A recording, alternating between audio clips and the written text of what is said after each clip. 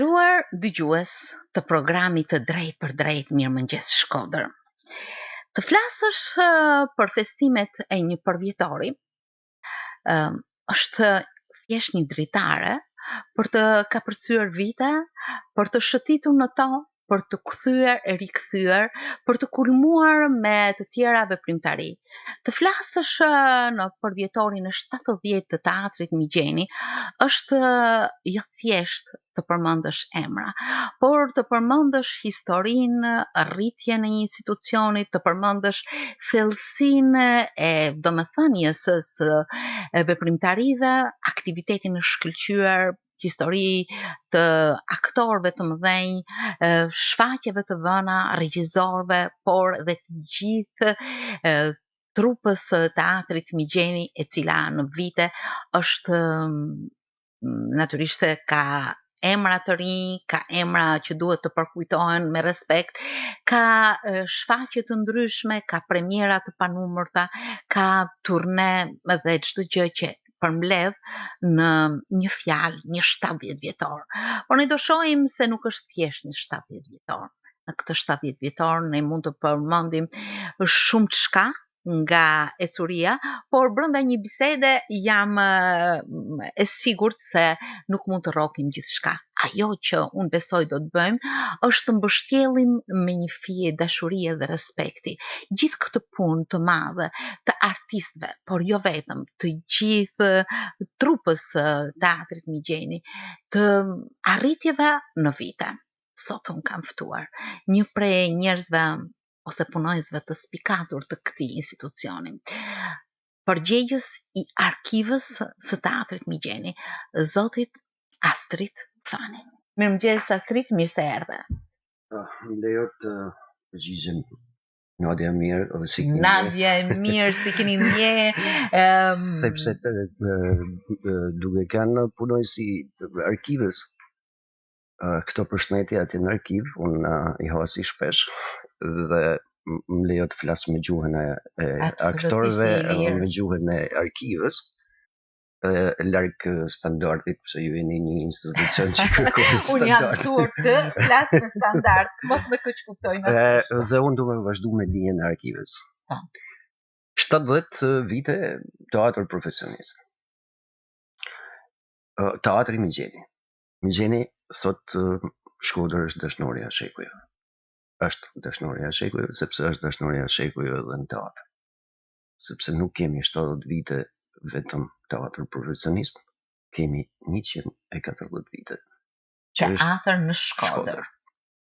Pra, jemi në vitit 1879, kur për herë parë në Shkodër, në Kolegjin Saverian, jepet shfaqja e parë teatrore, që është dhe shfaqja e parë në Shqipëri. Prandaj thohet jepi kulturës së Shkodra. Prandaj është kjo fjalë. Duhet të ketë domethënie diçka. Para se të vim të krijimi i 70 vjetorit të teatrit, më pëlqen dhe duhet të amplifikojmë vazhdimisht këtë historitë që është një histori shumë domethënëse për këtë qytet, që deri në krijimin e teatrit në vitin 1949 kanë 70 vite të suksesshme të veprimtarisë kulturore, artistike dhe sportive në Shkodër që e dinë të gjithë. Pra që nga vitit 1880 deri në vitin 1945, në bazë të atyre që kam lexuar, kanë ekzistuar 25 trupe teatrore. Pra gjatë kësaj periudhe kohore. 25 trupa. Gjatë kësaj periudhe kohore. Natyrisht. Kjo vjen si rezultat i veprimtarisë së larmishme që kanë pas shoqatat kulturore, shoqëritë kulturore artistike në Shkodër, sidomos në fillim shekullit 1900, dhe ka pas jo vetëm shfaqje kulturore dhe sportive, por ka pas shtypin periodik ky zhvillim qoftë ekonomik, që e lidhim me pazarin e vjetër, pra ky zhvillim ekonomik do të cilët edhe një zhvillim kulturor, dhe ky zhvillim kulturor u pasqyru me një konkurrencë midis shoqatave kulturore artistike, edhe në Shkodër, në atë kohë që popullsia ka qenë më pak se sa gjysma që është sot, ka pas 7 salla, ku janë dhënë shfaqje të ndryshme teatrore. Domethënë se jemi viti 2019, 70 vjetori teatrit, 140 vjet shfaqje teatr në Shkodër, por jemi edhe në 100 vjetorin kur një vajzë shkodërane del për herë të parë në skenë. Të gjitha këto mblidhen në këtë histori, e cila na bën krenar, na bën që ne s'duhet ta harrojmë, na bën që ne t'ia transmetojmë brezave, na bën të tregojmë që kjo atmosferë, pra një vajzë del para 100 viteve për herë të parë. Mos shosha gabim, duhet ta shoh po patjetër, sepse asgjë nuk lindi. Sepse historia e daljes parë, profesor Fadil Kraja e thot me emër, por me atë që kam lexuar, mu nuk më rezulton, domethënë dihet emri. Por në shfaqjen e parë, në premierën që ka dalë në Shkodër vitit 1919 në lagjen Sarreç, emri i saj nuk është vënë në afishe. Në poster, po? Po në poster. Dhe shfaqja është dhënë disa herë dhe ja ka dalë një herë ose 2 herë. Pra, guximi ka qenë për me dalë për herën e parë dhe herën e dytë, por nuk ka qenë interpretimi i saj permanent në shfaqjet që ka dhënë. Dhe unë duhet qenë punojës i arkivit, du me kënë deri... I referoheni... Kanta. Du me kënë i sakt, dhe nuk më lejohet me bëha gabime. Njeri u bën gabime, por nuk më lejohet me bëha gabime. Si do qoftë, në këtë atmosferë, dhe vjen vitin 1945, sistemi tjetër, dhe ky sistem tjetër gjen këtë terren. Që edhe gjatë luftës 2 botërore në Shkodër kanë vazhduar në një mënyrë apo një mënyrë tjetër shfaqje. Dhe duke qenë të kjo atmosferë, pushteti i atëhershëm krijoi teatrin popullor 1945, ku më shumë se gjysma e aktorëve të teatrit popullor janë shkodran. Dhe në nëntor të vitit 1949, me 24 nëntor të vitit 1949, Këshilli i Ministrave i asaj kohe marrë vendimin për krijimin e teatrit profesionist të Shkodrës, që është teatri i dytë profesionist pas teatrit popullor. Pra, e gjithë kjo periudhë ishte pararendëse dhe mjaft e suksesshme. Nëse lexojmë historitë e mjaft prej artistëve të mëdhenj që më pas jo vetëm u afirmuan, por vulosën një sukses të jashtëzakonshëm profesionist, i gjejmë fillimet në këto teatro të para pre-profesioniste që përgatitën këtë terren të jashtëzakonshëm për krijimin e teatrit Migjeni.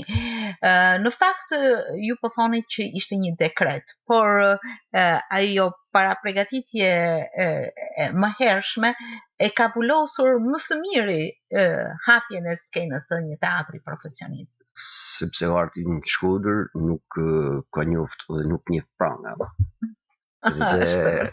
Dhe tu pas parasysh këtë, jo vetëm në atë kohë, po e ka vërtetuar në gjithë këtë shtrirje kohore prej 140 vitesh, e ka vërtetuar që nuk arti në Shkodër nuk është konjunktural, është nuk njeh pranga, është përthyes. Dhe në atë kohë pra s'kishte se si të ndodhte ndryshe, mos krijoi teatri profesionist në Shkodër. Dhe ky teatr u kriju nga 8 aktorë profesionistë dhe një regjisor, i cili ishte një periudhë të shkurtër dhe drejtor, 8 aktorët profesionistë dhe një listë nga 15 aktorë gjysmë profesionistë, të cilët u kishin pagën mujore, secili edhe aktorët gjysmë profesionistë. Dhe cilët ishin 8 aktorët e parë dhe regjisori i parë ishte Andres Kanjeti. Andres Kanjeti. Personalitet. Personalitet.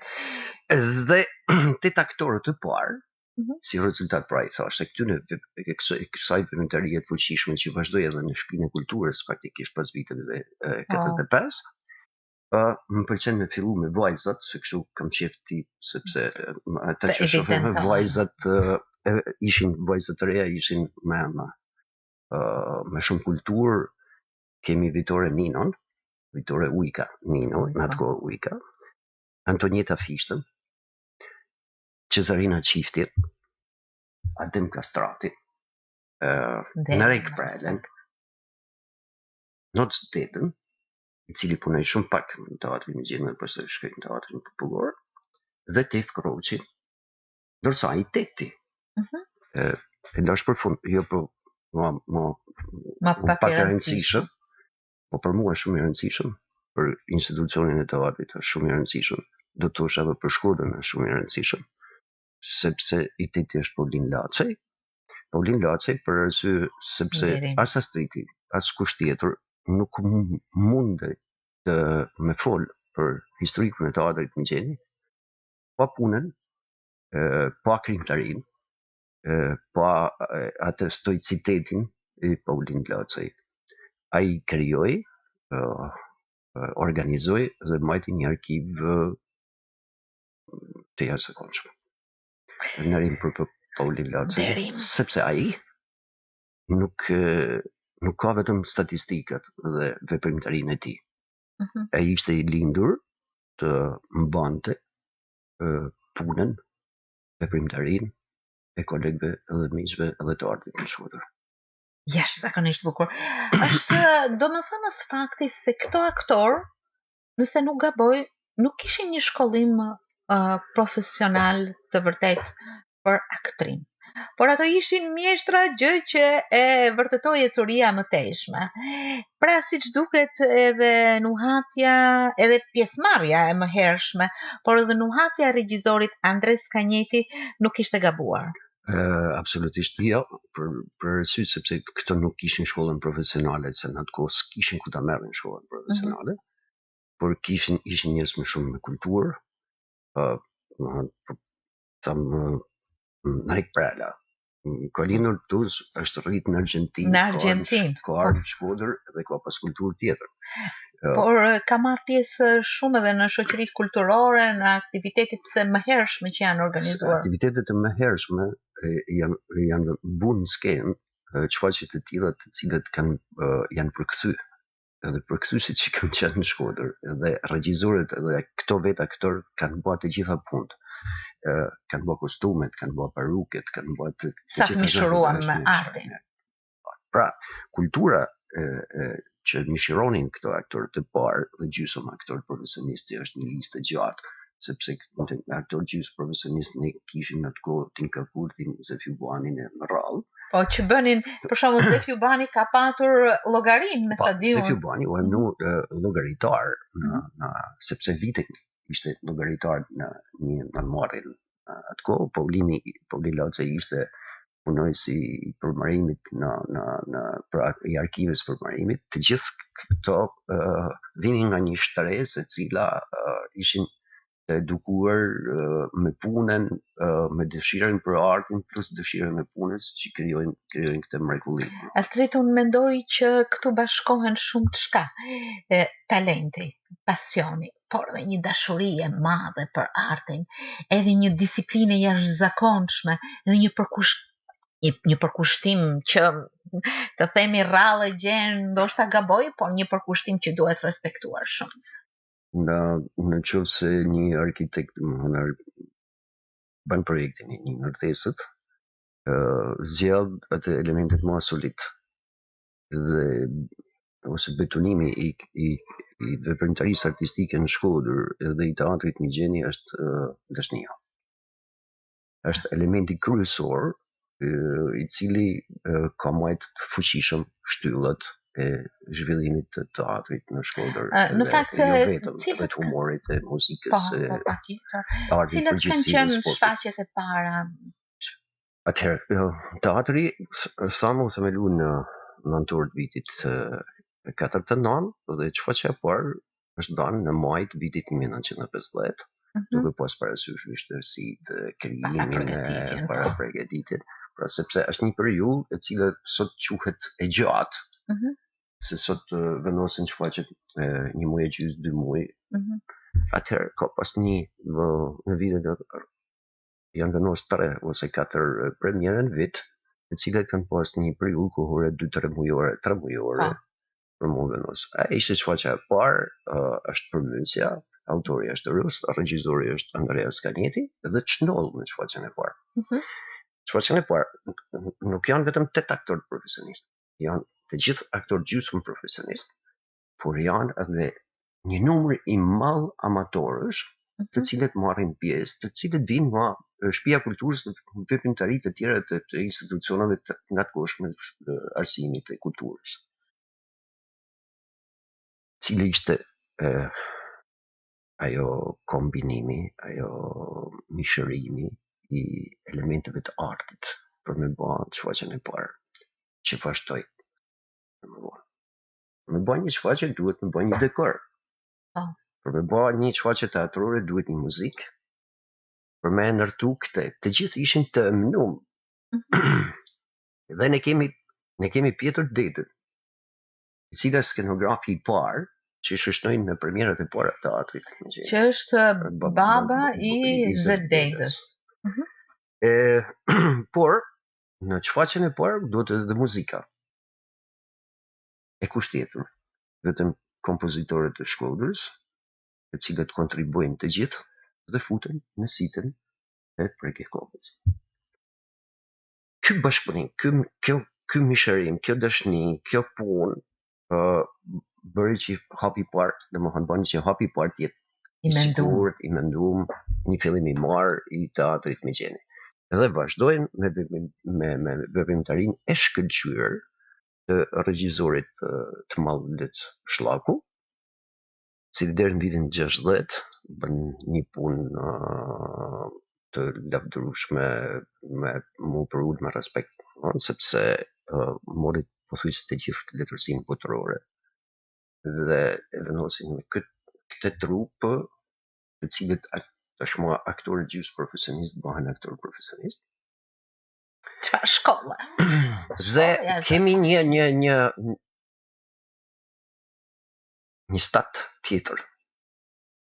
Por në fillimet e para fillojnë gërshetimi i dramaturgjisë së huaj me dramaturgjinë shqiptare. Pra kemi Kolja Kokën, me Toka Jon, kemi në Rek Lucen, janë dy drama të fuqishme, Shtatë Çaljan dhe Botra huaj, domethënë është në repertorin e teatrit Mexheni, në Rek Lucen,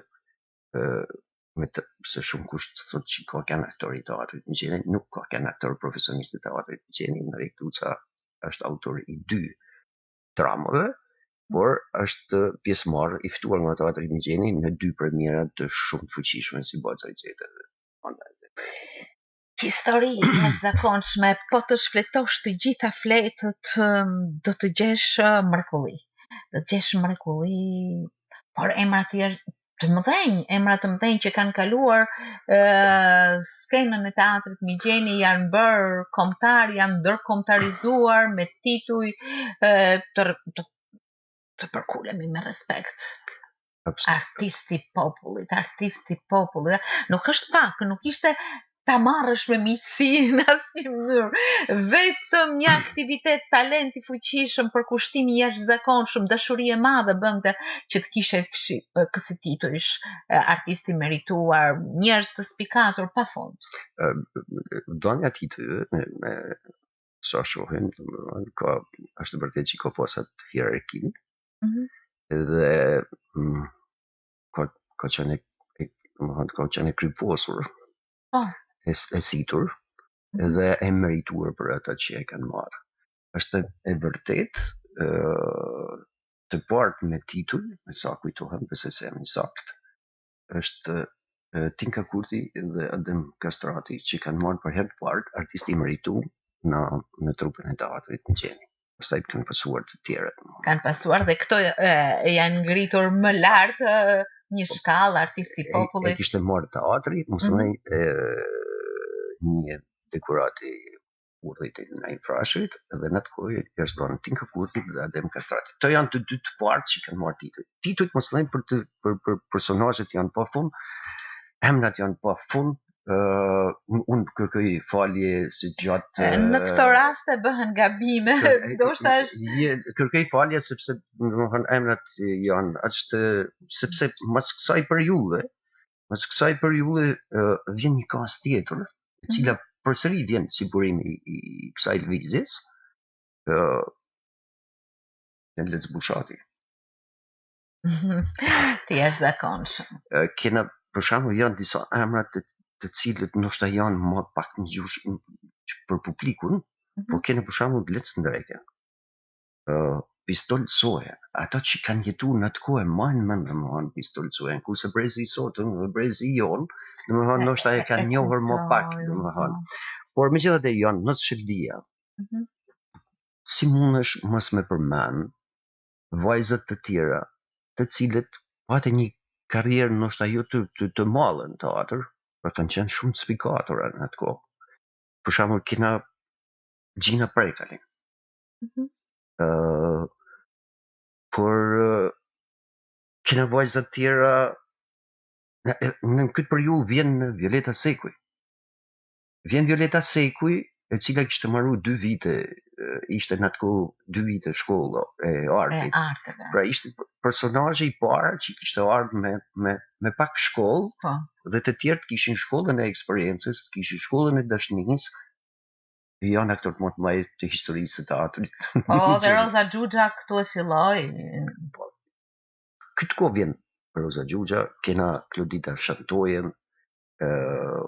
nuk e di, du mu përqendru të këta vajzat, që më pëlqen me i thonë, vajzat të cilët kanë dhënë një kontribut për kohën, edhe duhet falendëruar, duhet urkitur mënyra se si ato kanë hajriesuar.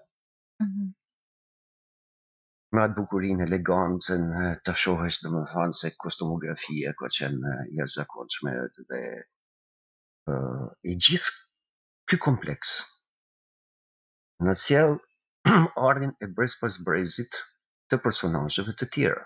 Për shembull, vjen Paulin Preka, se të gjithë e njohin si aktorin e humorit dhe themeluesin e estradës. Ka qenë fillimisht në teatr. Në fillim teatr dhe ka një kontribut shumë të madh deri në vitin 1958. Teatrin e dramës. Që është kriju estrada profesioniste. Por nuk duhet harrojmë për shembull, kemi Yunus Dini. Yunus Dini e kemi autor, ka vendosur 2 shfaqje si regjisor, ka një 4 shfaqje në dramaturgji, ka një periudhë në drejtori. Por janë disa në teatrin e kukullave. Po, edhe ai kontributin e jashtëzakonshëm të teatrit e kukullave. Pra janë disa personazhe të cilët kanë qenë kanë dhënë kontribut në të gjitha këta nënzërat e historisë të teatrit. Dhe në qoftë se vazhdojmë, vinë emrat e mëdhenj të tjerë, të cilët tash vjen periudha e vitit 1963, po flasim për aktorët, vinë aktorë profesionistë. Pra pa i quajtur profesionist me shkollë të mbaruar, se profesionist ishte konsoliduar.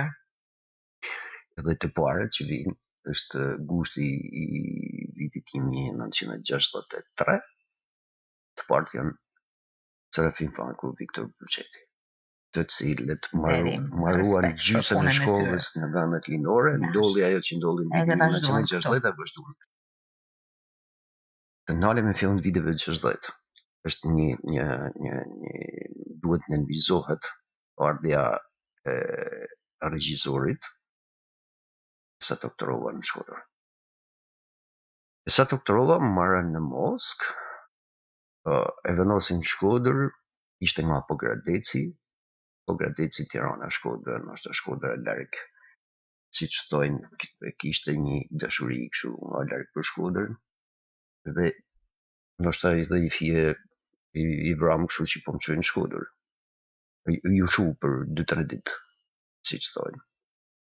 Kjo ndjesi, sepse bashkëpunimi me trupën, edhe trupa kishte një fat të madh, që kishte për regjisor Esat Oktorovën, i cili me një punë profesioniste, me një dëshirë dhe dashni të madhe të ndërsjellë me trupën dhe regjisorin, ka bërë një shkollë të mjaftueshme.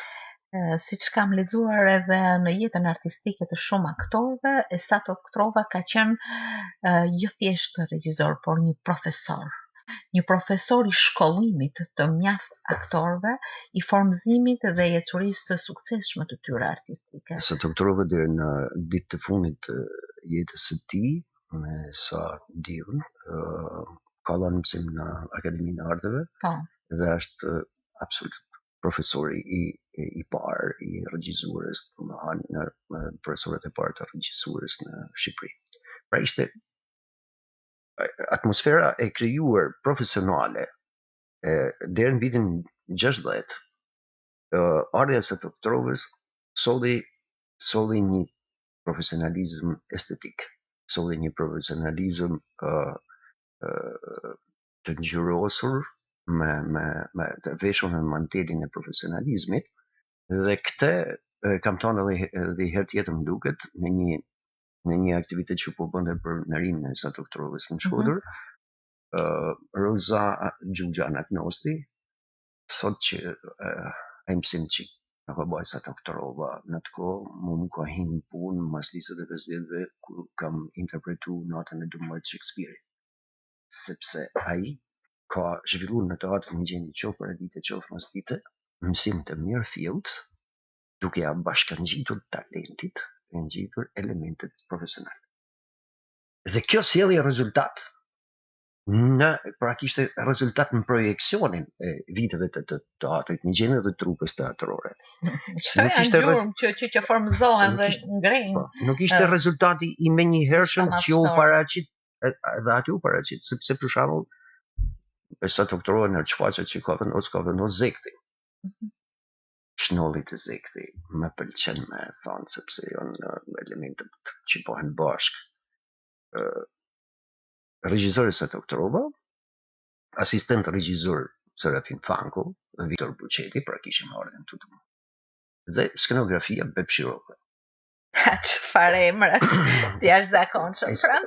Prandaj ka këtë. Sepse duhet të njohim Bebin shumë kush, Bebi ka fillu atë dashnitë e para me pikturën dhe bëhet aktor profesionist me shumë dinjitet, dhe vjen puna tek Zekthi dhe shohim një bashkëpunim.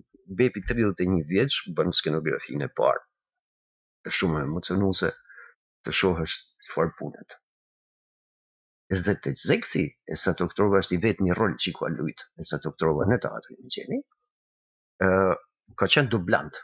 Ka luajt Sati, ka luajt Serafini, ka interpretu Serafini dhe Vitori. Të tre këta kanë konsolidu. Pse du me thonë këtë çfarë Zekthi, sepse në vitin 1974 e rivën në skenë Serafin Fanko me fantazinë e tij, me psikologjinë e tij, me mjeshtrinë e tij. Me një kënd tjetër vështrimi. Dhe ajo bëhet në vitin 74 bëhet shtys për krijimin e filmit televiziv të radiotelevizionit shqiptar. Pra teatri i gjeni nuk ka qenë vetëm teatri i qytetit. Ai ka qenë ushqys edhe institucioneve tjera të rëndësishme në vend. Nuk thamë vetëm në aspektin që ka qunë ose ka dërgu aktor në Tiranë, sepse Rikard Larja që erdhi më vonë në Shkodër dha një kontribut masimërim në shkollet. Iku Roza, iku Rikardi, por ata kur nuk kanë ikë. Ata kanë menën të skena teatrit të gjeni.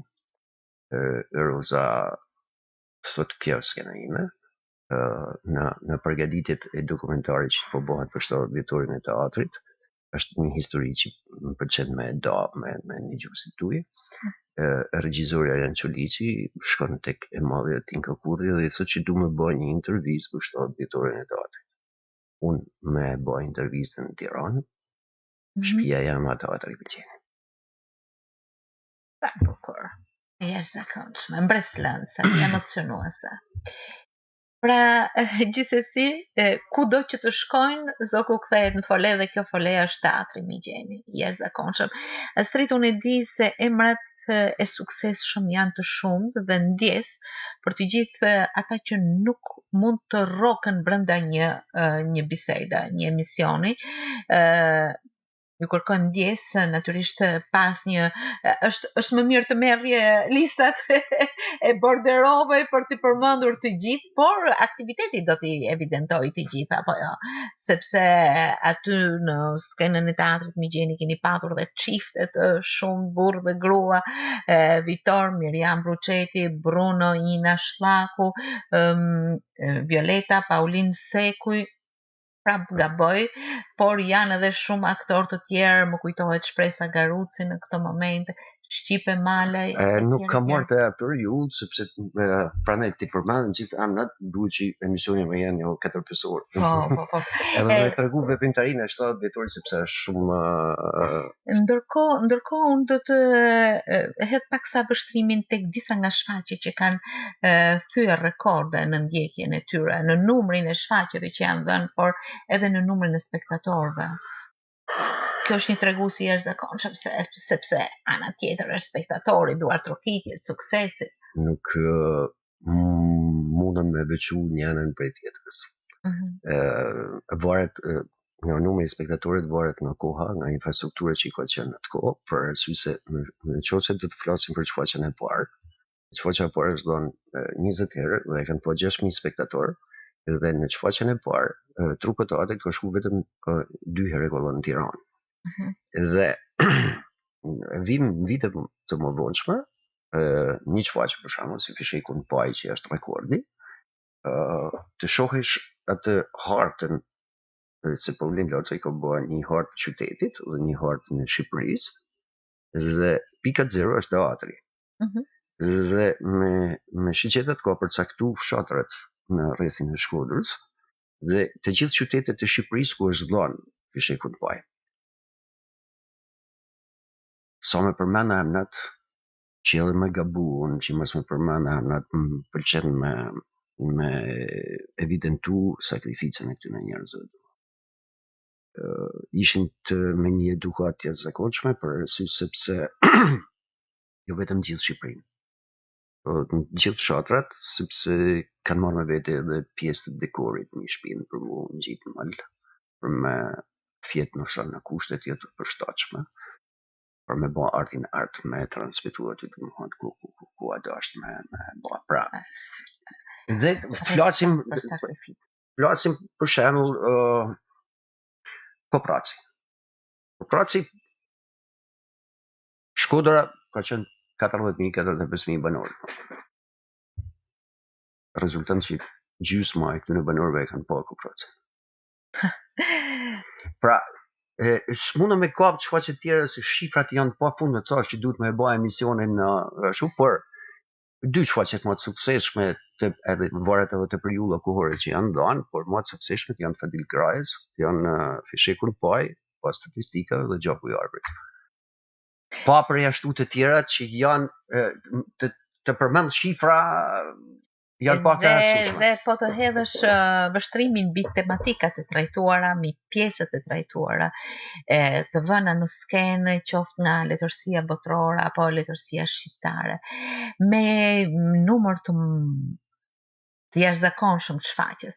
Unë dua të ndalem tek pikërisht autori, dramaturgu i madh, i nderuar Fadil Kraja, i cili për shumë kohë i jep skenës së teatrit Migjeni lavdinë e madhështisë, të suksesit me krijtarinë e tij. Është vërtet, është vani i parë i autorëve në veprimtarinë e teatrit Migjeni, ka vendosur rreth 50 drama dhe komedi trupa e teatrit Migjeni të shkruara nga Fadil Kraja. Fadil Kraja vjen me dramën e parë të vitit 1967, Fishekun Paj, me regjisorin e famshëm që është periudha e artë e teatrit. Dyshja jashtëzakonshme, Serafin Fam. Fadil Kraja. Serafini ishte i ri, Fadili ishte i ri. Fryma grupit e entuziazmi ishte shumë, friga ishte e madhe. Ishte vit delikat 1967, dhe si që thot edhe profesor Fadili, ai ka marrë një duar trokitje nga Gjagji. Po, nga Edhe ka marrë Kurësia. vistën e lëvizjes së çfarë, sepse ka pas shumë raste që teatri Migjelli është në provat e përgjithshme janë detyruar me bën për shembull Serafin Fanku në një çfarë ka dhënë 8 prova të përgjithshme sepse ja derisa kanë modifikuar. Në këtë situatë gjithmonë mençuria e trupës, e regjisorëve, e Serafinit, Fadilit, bashkëpunimi me shumë autorë tjerë, si thosha më përpara, teatri Migjelli nuk ka njohur pranga, sepse ndoshta është përqendruar në ideologji se kanë e domosdoshme, është fut një element një personazhi ashtu, por kanë luajt me temën e patriotike dhe kanë luajt edhe me komedinë, të cilën i kanë dhënë gjyrimet të luhatjes së tematikës po flasim për këtë periudhë pas viteve 70, që pati goditje dhe këtu filloi edhe kishte një moment që teatri Migjelli domethënë u çonte domethënë që patriotizmi edhe në komunitetet e artistëve në Shqipëri ekziston prapë që është teatri patriotik. Jo, nuk është teatri patriotik, sepse me një Serafin Fanko në këtë kohë me Violeta Sekuj, me Eles Kadrin, me Tonin Ujken, të cilët ishin regjisorët e kësaj periudhe, du me nda me periudhe, sepse pra ky teatr kishte 4 regjisor që ishin edhe aktor, ishin edhe skenograf, ishin edhe formulues muziket, ishin edhe përkthyes, ishin edhe ata që përshtatnin romanet, për shembull kena edhe Elezën edhe Serafinin që ka përshtat, përshtimisht për shembull Shtektin në Brankt, generali ushtrisë vdekur. Pse? Është nga romani Pse, që ka bë përshtatjen e Sterës Pase si ka bë. Të gjitha këto, të gjithë kjo atmosferë, kjo sillte edhe çfarë me ideologjinë, dhe çfarë të cilët me një mjeshtri arrinin për me dhënë mesazhe të forta, mesazhe të jashtëzakonshme, njerëzore në radhë të parë. Mua më kujtohet ishte periudha kur unë punosha, kur vazhdimisht kam qenë në radio, po e kishim shumë afër në ndërtesën tjetër. Më kujtohet çështja e blertës, një tematikë sociale dhe nuk e di, statistikat flasin më qartë, por ka qenë një dyndje, madje duke i kaluar edhe shumë herë caqet, duke hyrë edhe nga dritarja, duke e stërzgjatur periudhën, ajo çfaqe me sa kujtoj nuk ka dalë me një herë nga prova e përgjithshme, është rikthyer disa herë me pretendimin është apo s'është tipike ky fenomen e të tjerë, por drama dhe idea goditin mjaft në shenjë, ishin përkonin me dashurinë e madhe për jetën, me ecurinë e saj, me atë mishërim të humanizmit që drama përshkohej, dhe pikrisht kjo ishte firma më e madhe e suksesit, ai spektator që tentonte të hynte pas një hezitim, përkundrazi i imponohej skena. Kështu që aktorët dhe ose skena dhe salla ishin në një kundra, në një baraspesh që gjithmonë diktonin ecurinë e vimësinë e suksesit. Ishte në atë kohë në sportelin e teatrit ka qenë një ish aktor profesionist, Leci Lecnega, cili del pension dhe merret me biletat. Lecnega ka pas i çantë, një bicikletë 28 që i çantë të vjetër me bileta në xhep, dhe shkote në për normmarrje në shumë mjes para se me dalë atje te sporteli, sepse ishte afër spektatorit, sepse ishte në punë për mas me ardhe, dhe këtë shërbim e bote ky njeri që ishte aktor derisa doli në pension, bote këtë shërbim t'i qëndroj sa më afër spektatorit. E thash këtë detaj sepse njëshmëria në teatrit, kanë vështrimin në teatrit ka qenë ndryshe, është një realitet. Por në çdo situatë, më thonë që teatri më gjeni ka ditë me mjetu, edhe ka ditë edhe me lullëzu, dhe vazhdon të jetë edhe 27 vjetor një. Natyrisht duke përmendur skenën, nuk mund të lëm pa përmendur prapa skenën. Ajo që përbën atë gjithë shërbimet që i bëhen skenës, me të gjithë specialistët, me ndriçimin, me fonin, me punëtorët e skenës, me inspektorët e skenës, të cilët merrnin në dorëzim shfaqjen dhe pastaj e realizonin. Një prapavi që i ka shërbyer dhe është vlerësuar madje. Është vlerësuar edhe sot e kësaj dite, domethënë ajo tash e kemi një vazhdon. Që në krijimin e teatrit kemi disa personazhe të cilët kanë bërë disa kostume, kanë realizuar disa dekore, të cilët sot të shohësh fotot tu janë tridimensionale. Dhe këtu janë emrat pa fund. Filloj me Qes Vuksanin, që është baba i vazhdon tradita me Mikelin, që është një nga specialistët më të mirë përse i vazhdon të jetë në teatrin Migjeni. Qesku është autor i 32 skenografive, ka mi 15 role të luajtura në teatr. Po, edhe në kinematografi. Po, ishte dhe inspektor skenët. Pra, bënte 3 punë për herë. Po kemi një Robaqepës Ejli, që fillon në fillim.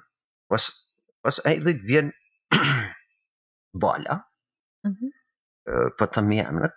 Mas Balës vjen Shpori, në sa më e mend. Pas Shporit vjen Mila Berati. Ja, vjen e famshme Zina Ashta. Pas Zina Ashtet vjen Biknoja. Pas Biknojës vjen Mila. Mila Husseini. Dhe i famshme Sul Husseini, dhe mbrapa tash kena Afrodita e Buvin. Të kapa këtë linjë për me tregu se cila ishte krijimtaria, veprimtaria e këtyre mjeshtrave të kostumografisë në teatr. Edhe po të shohë për shembull edhe kena piktorët ekzekutues. Po piktorët ekzekutues filloi me Lec Fishtën, që ishte edhe autor i skenografive, por edhe piktor ekzekutues. Dhe vazhdoi me anë të tjerë skenografë që kanë punuar në teatrin Migjeni, për shembull ke Akim Kadillarin, Arben Selimin, Adnan Kastrati, Hysni Halilin, Edi Kokën, që ka qenë butaforist, e shumë tjerë, po kemi edhe bashkëpunime që janë bërë trupet e teatrit Migjeni, ka bashkëpunuar për shembull me skenografin e madh Hakim Zajri. Sa të tjerë që kanë pas bashkëpunime, flas për vitet më poshtë. Të gjithë kjo linjë. Për të vijuar më pas në sektorin teknik të zërit dhe të ndriçimit, kemi para se marrë të Zef Cungeli, kemi histori kemi ndriçimin, kemi Prizrenin dhe Duken. Tofik Duka, i famshëm Tofik Duka. Që është edhe autori një këngë 30 vdeshëm bashk. Edhe më vonë kemi me Zefin, Zef Cungelin, i cili bëhet edhe inspektor skenet, Paqpranin, Fatmir Gogovin, Zotin Buriqi, Bashkim Bulloja, vim më vonë me Ben Mëshnunin dhe Niko Mosin. Më falin se mund të harroj, po listë për para, dhe më thonë për men janë. Dhe këto të gjithë janë drejtu, dhe prap hidhem tek grimi. Është i famshmi Kinjaku, që është pranet është rëshikim një, vazhdon tradita, është i jati i Albert Shirokës, Kin Shiroka, Kinjaku, Kin Shiroka, edhe vazhdon me Bertin, por Kinin e kena dhe në 2 raste kam konstatuar që ka luajtur 2-3 role. sepse ka qenë një personazh. Po, Astrid, emrat edhe sektorët janë të shumt, emrat janë pafund dhe të gjithë të suksesshëm me një respekt. Ndërkohë që le të jemi një vështrim drejtuesve të teatrit Migjeni, me të vërtetë që koha ka diktuar njerëz që ishin të pranishëm për sistemin, por unë do t'i përmendja me respekt të gjithë emrat e tyre, sepse kanë ditur të krijojnë një marrëdhënie njerëzore dhe profesionale në mënyrë që sektorët e teatrit të ndërveprojnë, në mënyrë që ky teatr të njihte suksese, të njihte kulme, të njihte vlerësime. Apo jo? Është vërtet. Cili është drejtori që mund mend ti? Unë mbaj mend që e vogël sepse kam qenë Jovan Bojushi ka qenë, Sali Bali, Agim Kadreliu, nuk e di, ndoshta edhe gaboj. Kemi më përpara. Zoti Spahia, Fezi Spahia. Kemi më përpara. Po. Është Rusti Dibra, Said Ajla. Nuk kemi qarta ka Alia pa Ajla, por me qartë kam lexuar atë. Është Rustem Cykja, është Jovan Bojushi, është Yunus Dini, është Isa Ali Bali, është Agim Kadreliu, është Fezi Spahia, është Not Shefa, është Lorenz Mosi, është Agron Tistari, është Edmond Angoni, dhe Rita Gjeka. Ja. Përpara ka? Përpara është Imolli Bardhsmaja. Respekt i veçantë sepse Bardhsmaja ka patur disa role në teatr si aktor, si regjisor dhe si drejtues. Atëherë. Respekt për këtë njeri që ka qenë dhe drejtori i Radio Shkodrës. Unë nuk e di se si jemi në orarin, por me fol shumë gjatë sepse është një periudhë e pa prekur, pra pas bardhit, një periudhë të shkurt, kohore vjen Rita Kacarosi Gjeka.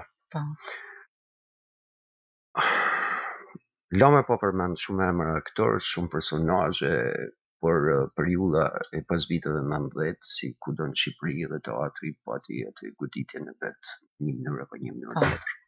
Por, ne përmend në Bardhsmajën, në këtë periudhë, siç në periudha tjera me ulje dhe ngritje që ka pas. Dhe më fali se ju ndërpres ndërçiftet e suksesshme të teatrit Merita Smaja Bardhsmaja. Po, kemi vazhdimsi sepse është edhe Hasani përpara, kemi edhe Sarën mrapa, dinastia e Smajeve.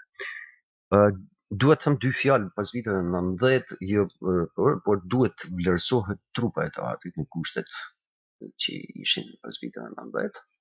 Dhe du me përmendin 4-5 emra, tu hell me pragun e 70 vjetorit pastaj. Në pas viteve 90 kemi një punë që është për mua duhet mu lavdëru sepse kushtet ishin shumë të vështira. Imagjino që gjatë vitit 97 janë ndonë 2 premiera.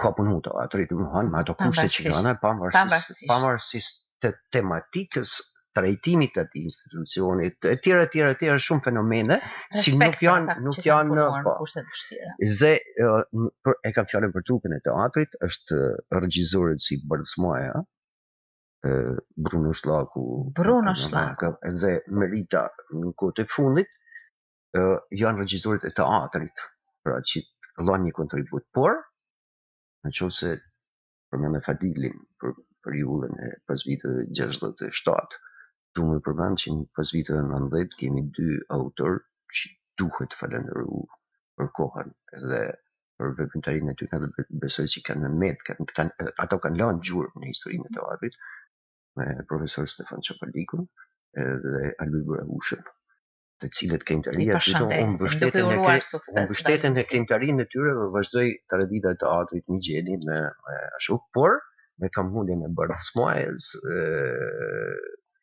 dhe e gjithë kolektivit të trupës teatrore që ishte në atë kohë. Astrid, unë e di që sa do të rrim, gjithmonë është pak për të përmendur qoftë edhe emra Donika Franja më kujtohet në këtë momente, por edhe shumë të tjerë. Ndjes për kena Donika Franja, kena Ana Gjinin, ndjes pas. Kena Ana Gjinin, kena Miriam Bruqetin, kena Shpresa Gerucin në të kohë, Shipe Malej, dhe më vonë mos edhe vjen brezi tjetër që Pasqualina Gruda, po kena harru Justinën. Sa shumë basta kemi harru. Prandaj sikur përqendrohen atë më thonë më shumë, prandaj thoshëm sa minuta megjithatë unë e shoh që ju si përgjegjës i arkivës keni punuar jashtëzakonisht për të evidentuar këto vlera dhe besoj që ftesa në festën e 70 vjetorit do të jetë e pafundme në numër, apo jo?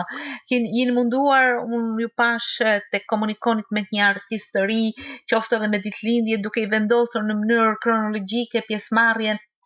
Është një numër i madh i protagonistëve të teatrit Migjeni, apo jo, që do të marrin pjesë? Do të marrin pjesë, do të vinë nga jashtë ku jetojnë. Pra. Keni mundur ndonjë të largët që se kemi parë nga herë prej kohësh ta sillni? Ymer Balën e shikon se janë shumë emra që mund të kemi. E përshëndesim. Ja, Ymer Bala që është atje në Amerikë. Pra, Ymer Bala, nuk e di, do të vinë apo s'do të vinë. Ai ishte para një viti e pak. Larg, rrugë gjatë, nuk e di. Megjithatë, hellnat e 70 vjetori, se jena në prag 70 vjetorit, unë du me juru rrugë të marë trupës teatrit Migjeni, e cila do të nesër ka çfaqen në festivalin që zhvillohet në Ferizaj, rrugë të marë shok. Ju përshëndesim Barsi dhe të vini me sukses. Edhe nesër është shfaqja zona pritjes me regjitë e Fatos Berishët.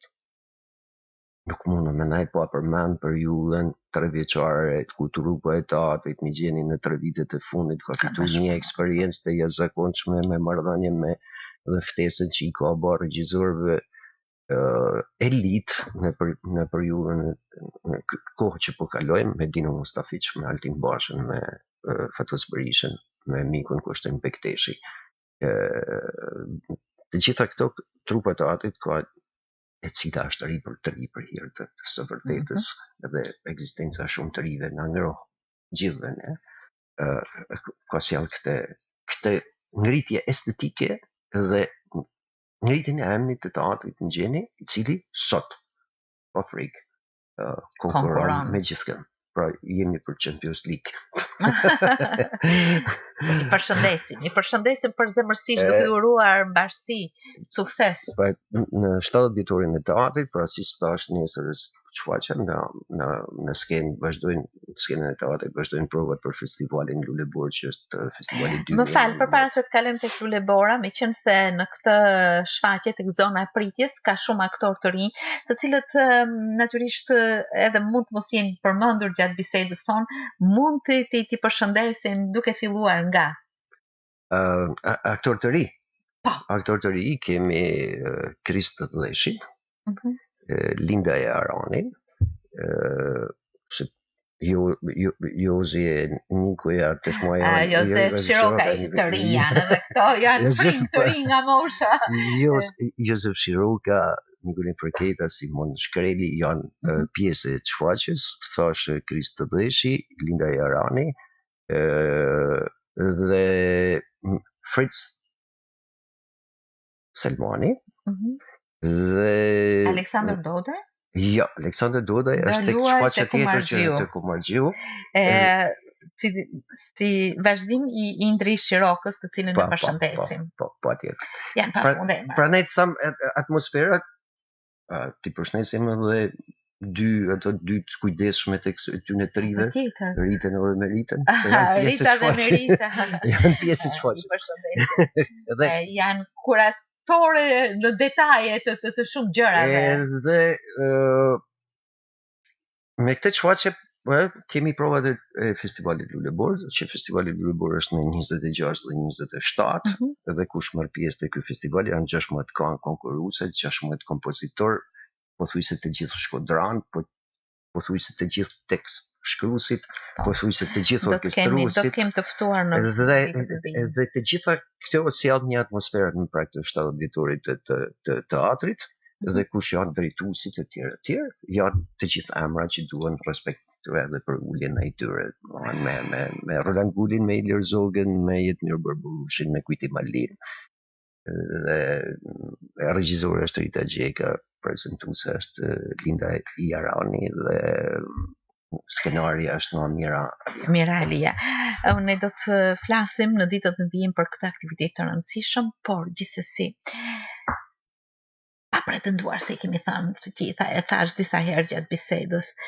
Unë thjesht i ftova sot dëgjuesit të hedhim një vështrim mbi këtë autoritet të jashtëzakonshëm kulturor dhe artistik në qytetin tonë, por jo vetëm, në këtë ushqyes të vlerave më të mira shpirtërore dhe artistike, pa të cilin nuk do të ishte e balancuar jeta në Shkodër, sepse siç tham, arti dhe kultura zënë një vend të rëndësishëm. Astrid, diçka të fundit e kam për ty, për sektorin tënd ku drejton, ku merr frymëzim nga një njeri që ti e përshëndete për veprën e tij që të ka lënë, por edhe për ty si vazhdues më i mirë i kësaj tradite të vlerësimit të ecurisë, së punës së arkivës, e cila është kujtesa, dhe pa kujtesën është vështirë që të ecësh. Respekt shumë për ju dhe të gjitha ata që punuan në arkivën e teatrit. Faleminderit, nuk është punë e jashtëzakonshme, është punë. Vetëm pasioni e bën të tillë. Prandaj mund të flasim pafund për veprimtarinë e një institucioni të tillë. Ju falenderoj shumë. Faleminderit ju. Ju falenderoj shumë për shumë çka sollët, edhe për dashurinë e madhe me të cilin mbështjellni gjithë ecurinë e këtij institucioni në evidentimin e këtyre vlerave dhe në detajimin e çdo aspekti të punës në teatrin Migjenin. Edhe një herë suksese. Gëzuar këtë 70 vjetor dhe ecuri të mbar në vazhdim. Me suksese gjithmonë. Faleminderit. Faleminderit. Mirupafshim.